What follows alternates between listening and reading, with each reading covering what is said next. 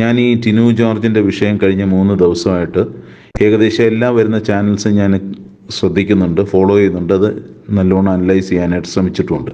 ഇതിനകത്ത് ഞാൻ മനസ്സിലാക്കുന്ന ഏകദേശം 95 മുതൽ 99% ആൾക്കാരും ഇദ്ദേഹത്തെ വിമർശിക്കുന്നതിൻ്റെ ഒരൊറ്റ കാരണം what he speaks is in total contradiction to the word of God. ദൈവത്തിൻ്റെ പഥ്യോപദേശത്തിന്, ക്രിസ്തുവിൻ്റെ പഥ്യോപദേശത്തിന്, പിതാവായ ദൈവം ക്രിസ്തുവിലൂടെ പരിശുദ്ധാത്മാവിനാൽ നൽകപ്പെട്ടിരിക്കുന്ന സൗണ്ട് ഡോക്ട്രിൻ ഓഫ് ഗോഡിന് ഘടകവിരുദ്ധം, കോൺട്രഡിക്ടറി ആയിട്ടാണ് ഇദ്ദേഹം സംസാരിക്കുന്നത്, പ്രവർത്തിക്കുന്നത്, ഏകദേശം മറ്റുള്ളവരെ ഉപദേശിക്കുന്നതും. അതുകൊണ്ടാണ് ഏകദേശം എല്ലാവരും വിമർശിക്കുന്നൊരു സിറ്റുവേഷൻ. ഇതിനകത്ത് തികഞ്ഞ ആത്മീകരാകട്ടെ, നാമമാത്ര ക്രിസ്ത്യാനികളാകട്ടെ, ബൈബിൾ ഒരു പ്രാവശ്യമെങ്കിലും കേട്ടിട്ടുള്ളവരാകട്ടെ, അവരെല്ലാം വിമർശിക്കുന്നത് ബൈബിൾ ഇങ്ങനെയല്ല പറയുന്നത്, ക്രിസ്തു ഇതല്ല പഠിപ്പിച്ചത്, പിതാവായ ദൈവം ഇതൊന്നും അല്ല പഠിപ്പിച്ചിരിക്കുന്നത്. അതുകൊണ്ടാണ് ഇത്രമാത്രം വിമർശിക്കുന്നത്. ശരിക്കൊരു ദൈവദാസൻ എന്നറിയപ്പെടുന്ന ഒരാൾ, അല്ലെങ്കിൽ ദൈവദാസനെന്ന് സ്വയം ഒരു മേലങ്കി ധരിച്ചിരിക്കുന്ന ഒരാളെ വിമർശിക്കാനായിട്ട് നമ്മൾക്ക് ആർക്കും ഇഷ്ടമില്ല. അത് പലപ്പോഴും വിധിക്കരുത്, നിന്നെയും വിധിക്കും എന്നുള്ള വചനം അവിടെ കിടക്കുന്നത് കൊണ്ട് നമ്മൾ വിമർശിക്കുന്നില്ല. പക്ഷേ ഇത്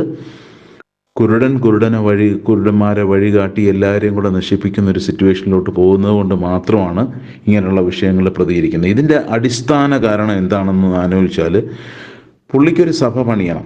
സഭ പണിയാനായിട്ട് ഇനി 8 കോടി രൂപ വേണം. ഇനിയും 8 കോടി വേണമെന്നാണ് പറഞ്ഞത്. അപ്പോൾ ഓൾറെഡി പൈസ കുറേ സ്വരൂപിച്ച് കുറേ പണിഞ്ഞ് കാണാമായിരിക്കാം, ഐ ഡോണ്ട് നോ. അപ്പോൾ ഇനി 8 കോടി രൂപ, ഇറ്റ്സ് എ ഹ്യൂജ് എമൗണ്ട്. 8 കോടി രൂപ വേണം. അപ്പോൾ അതിന് എതിരായിട്ട് തൻ്റെ സഭയിൽ തന്നെ, അല്ലെങ്കിൽ ആ സമൂഹത്തിനകത്ത് തന്നെ എതിർ ശബ്ദങ്ങൾ ഉയരുന്നത് കൊണ്ട് ഒരു പുതിയ കള്ളത്തരമായിട്ട് ഇറങ്ങി. നേരിട്ട് ദൈവം എന്നോട് വന്ന് സംസാരിച്ചു, അത് ഞാൻ റെക്കോർഡ് ചെയ്തു, ഇതിനകത്ത് സൂക്ഷിച്ചിരിക്കുന്നു എന്ന് പറഞ്ഞിരിക്കുന്നു.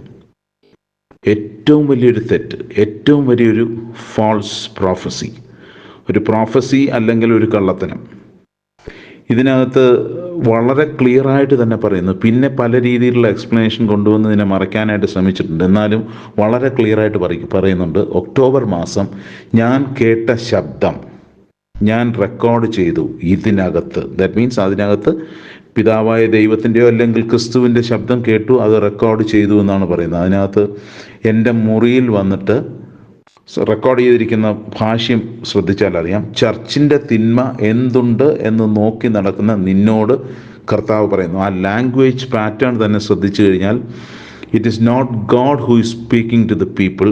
ഇദ്ദേഹത്തിൻ്റെ മനസ്സിനകത്തിരിക്കുന്നത് സാധാരണ കേൾക്കുന്ന ഓഡിയൻസിലോട്ട്, വിശ്വാസികളിലോട്ട് ട്രാൻസ്മിറ്റ് ചെയ്യുന്ന ഒരു ടൈപ്പ് ഓഫ് ലാംഗ്വേജ് പാറ്റേൺ ആണ് അവിടെ ഉപയോഗിച്ചിരിക്കുന്നത്. That is completely forged. നല്ല ബാസുള്ളൊരു സൗണ്ട്, ഒരു കൊട്ടാരക്കര അഞ്ചൽ അല്ലെങ്കിൽ പുനലൂർ ആക്സെൻറ്റിൽ വന്നിരിക്കുന്നൊരു സൗണ്ട്. ആ സൗണ്ടിൻ്റെ ഇടയ്ക്ക് പറയുന്ന ഓരോ വാക്കിൻ്റെ ഇടയ്ക്കും ശ്വാസം വളരെ കഷ്ടപ്പെട്ട് എടുക്കാനായിട്ട് ശ്രമിക്കുന്നു. നമുക്കറിയാം, ചർച്ചിൻ്റെ തിന്മ എന്തുണ്ട് എന്ന് നോക്കി നടക്കുന്ന നിന്നോട് കർത്താവ് പറയുന്നു, നിന്റെ വീട്ടിൽ നിന്ന്, നിന്റെ തലമുറയിൽ നിന്ന് തിന്മ മാറുകയില്ല. ഇതൊരിക്കലും കർത്താവിൻ്റെ ശബ്ദമല്ല. കർത്താവ് ശപിക്കുന്നവനല്ല, അനുഗ്രഹിക്കുന്ന ദൈവമാണ്. പിന്നെ പിതാവായ ദൈവത്തിൻ്റെ ശബ്ദമാണെന്ന് ചോദിച്ചാൽ ഇതൊന്നുമല്ല, അതൊക്കെ ദേവദാരുക്കളെ തകർക്കുന്ന ശബ്ദം, സീനായിൽ വെളിപ്പെട്ട ശബ്ദം, മാൻപേടകളെ പ്രസവിപ്പിക്കുന്ന ശബ്ദം, കരിവെള്ളത്തിൻ്റെ എരിച്ചിൽ പോലെ അത്രമാത്രം അതിഭയങ്കരമായ ശബ്ദം. മൃദുവായ ശബ്ദവും ദൈവത്തിനുണ്ട്. പക്ഷെ ഇതൊന്നുമല്ല നമ്മൾ കേൾക്കുന്നത്. ഒരു ആക്സെൻറ്റഡ്, ഈ പറഞ്ഞ പോലെ ഒരു കൊട്ടാരക്കര ആക്സെൻറ്റ് തന്നെയാണ്. അതിൽ കുറച്ച് ബാസ് കയറ്റി ശ്വാസം വിടാൻ കഷ്ടപ്പെടുന്ന ഒരു മനുഷ്യൻ പറയുന്ന ഒരു ഇൻഡയറക്റ്റ് ലാംഗ്വേജ്. അത് ലാംഗ്വേജ് അസസ് ചെയ്യാൻ അറിയാമെന്നുള്ള ഒരാൾക്ക് മനസ്സിലാവും. That's an indirect language. What he wanted to speak to the people, അത് ദൈവത്തിൻ്റെ പേര് പറയുന്നു. അത് ഒന്നാമതായിട്ട് കൽപ്പലകയിൽ കൊടുത്തിരിക്കുന്ന കൽപ്പന, അല്ലെങ്കിൽ രണ്ടാമത്തെ കൽപ്പന. ഒന്നാമത്തെ കൽപ്പനയിൽ കൊടുത്തിരിക്കുന്ന നിന്റെ ദൈവമായ കർത്താവിൻ്റെ നാമം വൃഥ എടുക്കരുത്. ഇതിനൊക്കെ ഉത്തരം പറയേണ്ടി വരുമായിരിക്കും, അല്ലെങ്കിൽ പരിപൂർണമായ മാനസാന്തരപ്പെട്ട് കർത്താവിലേക്ക് തിരിയേണ്ടി വരും. അത് കഴിഞ്ഞിട്ട് ഇദ്ദേഹം തന്നെ പറയുന്നുണ്ട്, ഐ ആം എൻ അപ്പോസൽ. ആര് പട്ടം കൊടുത്തു? ഒരു ഡോക്ടർക്ക്, ഒരു എഞ്ചിനീയർക്ക്, അല്ലെങ്കിൽ ഒരു വേറൊരു പ്രൊഫഷണലിന് ഒരു ഡിഗ്രി സർട്ടിഫിക്കറ്റ് കൊടുത്ത് he's A doctor, he's an engineer എന്ന് പറയുന്നത് പോലെ ഐ ആം എൻ അപ്പോസ്റ്റൽ. അപ്പോസ്റ്റലിന് ദൈവം കൊടുത്തിരിക്കുന്ന അധികാരങ്ങൾ എന്താണ്? അപ്പോസ്റ്റലിനത് ജീവിക്കാൻ പറഞ്ഞിരിക്കുന്ന രീതികൾ എന്താണ്? അപ്പോസ്റ്റലന്മാരെ അല്ലെങ്കിൽ ശിഷ്യന്മാരെ ദൈവം ഇറക്കിയപ്പോൾ പറഞ്ഞിരിക്കുന്നത് എന്താണ്? നിങ്ങൾ ചെരുപ്പിടണ്ട, 2 ഉടുപ്പ് കരുതണ്ട, കയ്യിൽ പൊക്കണോ പൈസയൊന്നും കരുതണ്ട, നിങ്ങൾ അതാത് സ്ഥലങ്ങളിൽ പോയി എൻ്റെ നാമത്തിൽ അത്ഭുതങ്ങൾ പ്രവർത്തിക്കുക, സുവിശേഷം അറിയിക്കുക, ഞാൻ നിങ്ങൾക്കായി കരുതും. ഇതാണ് ദൈവം അപ്പോസ്തലനെ കുറിച്ച് പറഞ്ഞിരിക്കുന്നത്. അപ്പോസ്തലന്മാരെല്ലാം ജീവിച്ച രീതിയും അതാണ്. ഇദ്ദേഹം പറയുന്നത് I am an apostle, who appointed him I don't know. ആദ്യം ദൈവം 12 അപ്പോസ്റ്റലന്മാരെ സെലക്ട് ചെയ്തു. അത് കഴിഞ്ഞിട്ട് അതിൽ നിന്ന് യൂദയെ മാറ്റി വേറൊരാളെ സെലക്ട് ചെയ്തു. അത് കഴിഞ്ഞ് 70 അപ്പോസ്റ്റൽസ്. ഓക്കെ, പക്ഷേ അപ്പോസ്റ്റലിൻ്റെ ക്രൈറ്റീരിയ ഇതൊന്നും അല്ല. അദ്ദേഹം അതിനകത്ത് കിടന്ന് പറയുന്നത് എന്നാണ്, പണം കിട്ടുന്നില്ല, ടൈത്ത് കിട്ടുന്നില്ല, ദശാംശം കിട്ടുന്നില്ല എന്ന് കാണുമ്പോൾ പറയുന്നത് I cancel your prosperity in the name of Jesus. അവിടെ യേശുവിൻ്റെ നാമം ഉപയോഗിക്കുന്നു ഫോർ ക്യാൻസലിങ് പ്രോസ്പെറിറ്റി എന്ന് പറയുന്നത് തന്നെ എല്ലാ വിശ്വാസികൾക്കും ഇഷ്ടപ്പെടണമെന്നില്ല. It is not from God, it is from Satan. ദൈവത്തെയും മാമോനെയും ഒരുമിച്ച് സേവിക്കാൻ പറ്റത്തില്ല. വലിയ ടോപ്പിക്കാണ്, നമ്മൾ ഡിസ്കസ് ചെയ്ത ഒരിടത്തും ഇന്നത്തില്ല. നീ എന്നെ ഒന്ന് ചെറുതായിട്ട് വീണ്ടും നമസ്കരിച്ചാൽ മതി, ഈ ലോകത്തിൻ്റെ പ്രതാപം മൊത്തം എങ്കൽ ഭരമേൽപ്പിച്ചിരിക്കുന്നു. Prosperity is his. കർത്താവ് പറഞ്ഞിരിക്കുന്ന സകലവും വിട്ടുകളഞ്ഞ് നിനക്ക് ഒരു വച്ചിരിക്കുന്ന നിത്യതയിലേക്ക് പോകാൻ ഒരുങ്ങാനാണ് പറഞ്ഞിരിക്കുന്നത്. ആ കർത്താവിൻ്റെ നാമം ഉപയോഗിച്ചിട്ടാണ് പറഞ്ഞിരിക്കുന്നത്. In the name of Jesus I cancel your prosperity, I block it. കർത്താവിൻ്റെ ജോലി അതല്ല. He was not at all a prosperous God. സ്വർഗീയ സൗധങ്ങളിൽ ഇരുന്നിട്ട് ഇവിടെ വന്ന് ഒരു അടിമയായിട്ട് ജീവിച്ചു, ഒരു ദാസനായിട്ട് ജീവിച്ചിട്ട് സ്വന്തമായിട്ടൊരു വീട് പോലും ഇല്ല, തല ചായ്ക്കാൻ ഒരിടമില്ല, കുറുനരികൾക്ക് കുഴികളും പറവകൾക്ക് ആകാശവും, എനിക്ക് തല ചായ്ക്കാൻ മനുഷ്യപുത്രന് തല ചായ്ക്കാൻ ഇടമില്ല എന്ന് പറഞ്ഞ് ഒരു ജീവിത ശൈലി കാണിച്ചു കൊടുത്ത് ശിഷ്യന്മാരെ അത് പഠിപ്പിച്ച് പൗലോസ് അപ്പോസ്തലനുള്ള ശ്രേഷ്ഠ അപ്പോസ്തലന്മാർ അതെല്ലാം പറഞ്ഞിരിക്കുന്നു. Just as I imitate Christ you also imitate Christ. ഞാൻ ക്രിസ്തുവിനെ അനുകരിച്ചിരിക്കുന്ന പോലെ നിങ്ങൾ എൻ്റെ അനുകാരികളാകുവാൻ. ക്രിസ്തുവിൻ്റെ ജീവിതം എങ്ങനെയായിരുന്നു അതൊന്ന് ജീവിച്ച് കാണിക്കാനാണ് പറഞ്ഞിരിക്കുന്നത്. ഇയാൾ പറയുന്നത് ഐ ആം എൻ അപ്പോസ്റ്റൽ. ഈ ഐ ഒക്കെ എന്ന് പറഞ്ഞാൽ വെറും ഒരു ശ്വാസമാണെന്നുള്ളത് മനസ്സിലാക്കാനുള്ള ദൈവിക ജ്ഞാനം പോലും ഇല്ല. I am an apostle, I am who I am എന്ന് പറയുന്ന ദൈവം, ഐ ആം ദ ലോർഡ് എന്ന് പറയുന്ന ദൈവത്തിൻ്റെ മുമ്പിലാണ് I am an apostle. I can block it, I can cancel your prosperity. ഞാൻ പറഞ്ഞാൽ വിസ വരുമെങ്കിൽ, ഞാൻ പറഞ്ഞാൽ ക്യാൻസർ മാറുമെങ്കിൽ, ഈ ഞാനല്ല പറയുന്നതെന്നുള്ള ബോധ്യമില്ല. It is God who's doing it for the people. പാവപ്പെട്ടവർക്ക് വേണ്ടി ദൈവം കൊടുക്കുന്നത്. ഇദ്ദേഹത്തിന് കൃപാവരങ്ങൾ ഉണ്ടായിരിക്കാം. വചനം പറയുന്നത് കൃപാവരങ്ങൾ ഒരിക്കൽ ദൈവം കൊടുത്തു കഴിഞ്ഞാൽ അത് തിരിച്ചെടുക്കില്ല, അതിനെക്കുറിച്ച് അനുദപിക്കില്ല. പിന്നെ അത് വെച്ചിട്ട് വ്യവസായം ചെയ്യുന്നവനെയൊക്കെ ദൈവം അവസാന നാളിൽ കൈകാര്യം ചെയ്യും. കൃത്യമായിട്ട് പറയുന്നുണ്ട്, കൊയ്ത്തോളം വളരട്ടെ, നല്ലതും തീയതും വളരട്ടെ. കൊയ്ത്തിൻ്റെ സമയത്ത് എനിക്കറിയാം വേർതിരിക്കാനായിട്ട്. കർത്താവേ, നിൻ്റെ നാമത്തിൽ ഞങ്ങൾ അത്ഭുതങ്ങൾ ചെയ്തു, ക്യാൻസർ മാറ്റി, അത് ചെയ്തു, ഇത് ചെയ്തു എന്ന് പറഞ്ഞ് ഓടി അടുക്കുന്നവരുടെ അടുത്ത് പറയുന്നത്, ഞാൻ നിങ്ങളെ ഒരു നാളും അറിഞ്ഞില്ല, അധർമ്മം പ്രവർത്തിക്കുന്ന ദൈവദാസനെ, ദുഷ്ടന്മാരെ എന്ന് പറഞ്ഞ് അവരെ പുറത്താക്കുന്നത്. അവർക്ക് കിട്ടിയിരിക്കുന്ന കൃപാവരങ്ങളെ ഉപയോഗിച്ച് അവർ അത്ഭുതങ്ങൾ പ്രവർത്തിക്കുന്നുണ്ടായിരിക്കാം. In the name of Jesus ആണോ in the name of Satan ആണോ എന്നുള്ളത് നമുക്കറിയില്ല. പക്ഷേ ഇതൊന്നും ഒരു ക്രൈറ്റീരിയ അല്ല. ഞാൻ നിങ്ങളെ ഒരു നാളും അറിഞ്ഞിട്ടില്ല, നിൻ്റെ ജീവിതം അധർമ്മമായിരുന്നു, നീ ധനത്തിൻ്റെ പിറകെ ഓടിക്കൊണ്ടിരുന്നു. ധനത്തിനെക്കുറിച്ചുള്ള കർത്താവിൻ്റെ പോളിസി തന്നെ നമുക്കറിയാം. സകല ദ്രവ്യാഗ്രഹവും വിടുക, നീ സ്വരൂപിച്ചിരിക്കുന്ന ധനമെല്ലാം നിനക്ക് അവസാന നാളിൽ നിനക്കെതിരെ കറയായി സാക്ഷിയായിട്ട് നിൽക്കുമെന്ന് യാക്കോബിൻ്റെ ലേഖനത്തിൽ പറയുന്നുണ്ട്. ക്രിസ്തുവിൻ്റെ ഫൈനാൻഷ്യൽ പോളിസി, അല്ലെങ്കിൽ പുതിയ നിയമ കാലഘട്ടത്തിൽ ദൈവം പരിശുദ്ധാത്മാവിലൂടെ ക്രിസ്തുവിലൂടെ പറഞ്ഞിരിക്കുന്ന ഫൈനാൻഷ്യൽ പോളിസി എന്ന് പറഞ്ഞാൽ അതാണ്. നീ എല്ലാം, രണ്ടുടുപ്പുണ്ടോ, നീ ഇല്ലാത്തവന് കൊടുക്ക്. നിനക്ക് സമ്പാദ്യമുണ്ടോ, നീ എല്ലാം വിറ്റ് ദരിദ്രന്മാർക്ക് കൊടുത്തിട്ട് നീ സൽഗുണ സമ്പൂർണനായി നിന്റെ നിക്ഷേപം സ്വർഗത്തിൽ സ്വരൂപിക്കുക. ടൈത്തിനെ കുറിച്ച് പറയുന്നതാണ്. ദശാംശമൊക്കെയും നിന്റെ ആലയത്തിൽ ആഹാരം ഉണ്ടാകേണ്ടതിന് നീ ദശാംശമൊക്കെയും ഭണ്ഡാരത്തിൽ കൊണ്ടുവരാനാണ് പറയുന്നത്. ആലയം എന്ന് പറഞ്ഞാൽ ദാറ്റ്സ് എ പീപ്പിൾ, അവർക്ക് ആഹാരത്തിന് വേണ്ടിയാണ്. ഒരിക്കലും ടൈത്ത് ദശാംശം കൊണ്ടുവന്ന് ദൈവദാസനും അവൻ്റെ ഭാര്യയും അവൻ്റെ മക്കളും അവൻ്റെ മിനിസ്ട്രിക്കും വേണ്ടി ചിലവാക്കാനല്ല പറഞ്ഞിരിക്കുന്നത് ദൈവം. Tithe that should be four the people. അപ്പോസ്തല പ്രവൃത്തികൾ 2-ാം അധ്യായത്തിൽ പറയുന്നത് എങ്ങനെയാണ് ആദ്യ നൂറ്റാണ്ടിലെ വിശ്വാസികൾ എങ്ങനെയാണ് സാമ്പത്തിക വിഷയം കൈകാര്യം ചെയ്തത്. അവരെല്ലാം പൊതുവകയിൽ നിന്ന് അപ്പോസ്തലന്മാരുടെ കാൽക്കീഴെ കൊണ്ടുവച്ചു, എല്ലാവർക്കും വീതിച്ചു കൊടുത്തു. ആർക്കും കുറവുണ്ടായിരുന്നില്ല, ഏറ്റക്കുറച്ചിലില്ല, കൂടുതലും ഇല്ല, കുറവുമില്ല. See, that is how the tithe should be managed. ആലയത്തിലേക്ക് വരുന്ന പൈസ എന്ന് പറഞ്ഞാൽ it should be equally distributed. അതാണ് കർത്താവ് പഠിപ്പിച്ചത്, കർത്താവ് പറഞ്ഞു കൊടുത്തത്. എല്ലാം വിട്ടുകളയാനാണ് പറഞ്ഞത്. അതാണ് അപ്പോസ്തല പ്രവൃത്തികൾ ആദ്യമ നൂറ്റാണ്ടിലെ സഭയിൽ അപ്പോസ്തലന്മാർ കാണിച്ചു കൊടുത്ത മാതൃക എന്ന് പറയുന്നത്. നിങ്ങളുടെ കയ്യിലുള്ള എല്ലാം പൂൾ ചെയ്ത് അപ്പോസ്റ്റലന്മാരുടെ അടുക്കൽ കൊണ്ടുവന്നു അവരുടെ കാൽ കീഴ് വെച്ചു. അവർ പ്രാർത്ഥിച്ചിട്ട് ഇല്ലാത്തവർക്കെല്ലാം കൊടുത്തു. അങ്ങനെ ഒരു സമത്വം സഭയിലുണ്ടായി. ഇവിടെ അങ്ങനെയല്ല. അപ്പോസ്തലൻ എന്ന് പറയുന്ന, പ്രവാചകൻ എന്ന് പറയുന്ന, ദൈവദാസൻ എന്ന് പറയുന്ന പേരെടുത്ത് നടക്കുന്ന ഈ സഭയിലെ ഏറ്റവും വലിയ ആൾക്കാർ, പാസ്റ്റേഴ്സ് എന്ന് പറയുന്നവർ, ആ പേരുകളൊക്കെ അവർക്ക് ആര് കൊടുത്തു എന്നുള്ളത് നമുക്കറിയില്ല. ദാറ്റ്സ് ഡിബേറ്റബിൾ, പോട്ടെ എന്ന് പറയുന്നവർ, അവർ കോടീശ്വരന്മാരായിട്ട് BMW, കാർണിവൽ ഇങ്ങനെയുള്ള വലിയ വലിയ കാറുകളിലും വലിയ വലിയ സൗധങ്ങളിലും പാർത്ത് വലിയ വലിയ കൺവെൻഷൻ സെൻറ്ററുകൾ, വലിയ വലിയ നേതാക്കന്മാരുമായിട്ട് അവർ വേദികൾ പങ്കിടുന്നു. സുഭിക്ഷമായ ജീവിത സാഹചര്യങ്ങൾ, ആഹാരങ്ങളെല്ലാം കഴിച്ചു വരുമ്പോൾ അവരുടെ സഭയിൽ വരുന്ന വിശ്വാസികളെന്ന് വരുന്ന ഒരു നേരത്തെ കഞ്ഞിക്ക് വകയില്ല.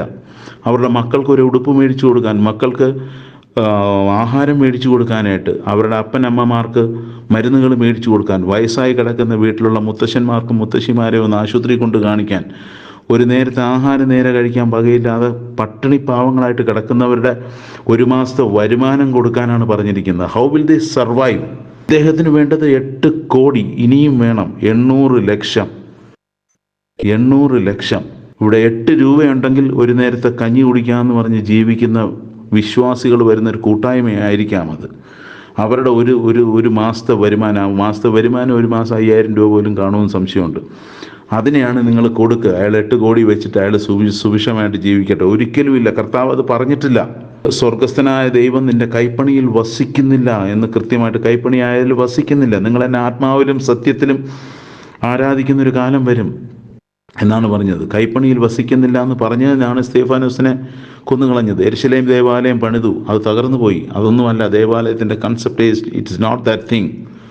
അതൊന്നുമല്ല. പാവപ്പെട്ടവൻ്റെ ഒരു മാസത്തെ ശമ്പളം ആലോചിച്ച് നോക്കി, അവൻ്റെ സർവൈവൽ. എനിക്കറിയാം, ഞാൻ ഒത്തിരി ഹൗസസ് വിസിറ്റ് ചെയ്യുന്ന ഒരാളാണ്. അവരുടെ വീടുകളുടെ അവസ്ഥ കണ്ടു കഴിഞ്ഞാൽ ഒരു 10 രൂപ ഉണ്ടെങ്കിൽ ഇത്ര കരുതലോടെ അവർ സൂക്ഷിച്ചു വയ്ക്കുന്നു. ഇതേപോലത്തെ ഫാൾസ് പ്രോഫറ്റ്സ് എന്ന് തന്നെ പറയേണ്ടി വരും. അല്ലാതെ എനിക്ക് വിധിക്കാൻ ഇഷ്ടമില്ല. പക്ഷേ ഫാൾസ് പറയുന്ന, കള്ളത്തനം പറയുന്ന കള്ളപ്രവാചകന്മാരെ സൂക്ഷിച്ചുകൊള്ളാൻ ദൈവം പറയുന്നുണ്ട്.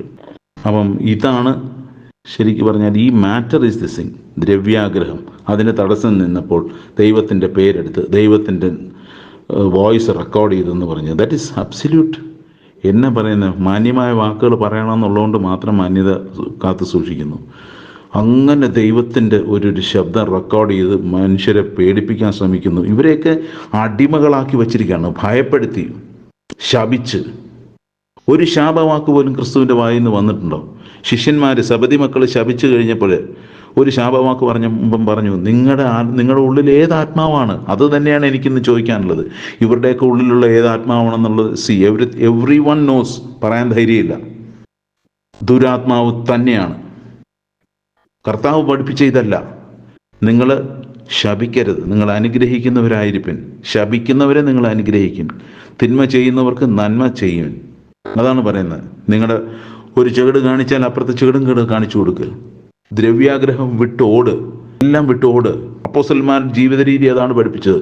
ഏറ്റവും വലിയ ശ്രേഷ്ഠനായ അപ്പോസ്തലനായിരിക്കുന്ന പൗലൂസ്, കോടീശ്വരനായവൻ, കപ്പൽ വ്യവസായി ആയിരുന്നവൻ, കോടീശ്വരനായിരുന്നവൻ, അവസാനം നിത്യതയിൽ എത്തുന്നതിന് മുമ്പ് അവനെ പുതയ്ക്കാൻ പോലും ഒരു പുതപ്പില്ലാതെ റോമിലെ കാരാഗ്രഹത്തിനകത്ത് കിടക്കുന്നു. അതാണ് അപ്പോസ്തല ജീവിതം എന്ന് പറയുന്നത്. അവനെല്ലാം കൊടുത്തു. അവൻ പറയുന്നതാണ്, പഠിപ്പിക്കുന്നതാണ്. എല്ലാം വിട്ടുകളയുക. സകലതും ചപ്പും ചവറുമെന്ന് എണ്ണി, ഈ ലോകത്തിൽ മാന്യമായി മറ്റുള്ളവർ കാണുന്ന എല്ലാം ചപ്പും ചവറുമെന്ന് എണ്ണി ഞാൻ എല്ലാം വിട്ടിട്ട് ഞാൻ കർത്താവിൻ്റെ പുറകെ പോവാണ്. എനിക്കിപ്പോൾ ഒന്നുമില്ല. കുറേ ചർമ്മലിഖിതങ്ങളുണ്ട്. ഞാൻ എഴുതിക്കൊണ്ടിരിക്കുന്ന ചർമ്മലിഖിതങ്ങൾ എൻ്റെ കയ്യിലുണ്ട്. കുറേ ഒരു പുതപ്പുണ്ട് ശീതകാലത്ത് പുതയ്ക്കാനായിട്ട്. അതുപോലും ഇല്ലാതെയാണ് റോമിലെ കാരാഗ്രഹത്തിൽ കിടന്ന ആ അപ്പോസ്തലൻ തീർന്നത്. മറ്റുള്ള അപ്പോസ്തലന്മാരുടെ എല്ലാം ജീവിതം ഇത് തന്നെയാണ്. സ്വർഗത്തിലിരുന്ന ദൈവത്തിൻ്റെ പുത്രൻ്റെ ജീവിതം ഇതല്ലേ കാണിച്ചു കൊടുത്തത്.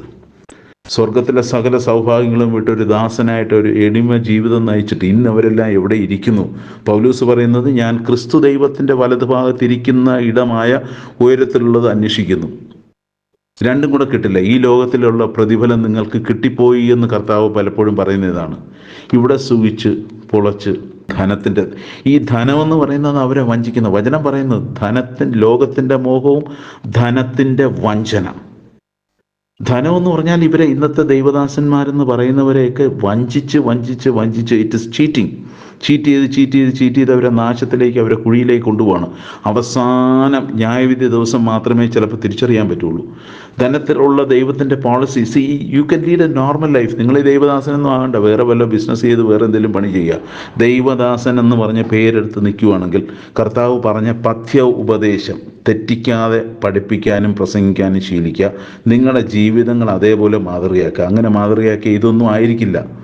നിങ്ങൾക്ക് ഈ ലോകത്തിലൊരു മാന്യത കിട്ടില്ല, സ്ഥാനമാനങ്ങൾ കിട്ടില്ല, വലിയ വലിയ നേതാക്കന്മാരുടെ കൂടെ നിങ്ങൾ ഡയസിലിരിക്കില്ല, നിങ്ങളുടെ കയ്യിൽ 5 പൈസ കാണില്ല.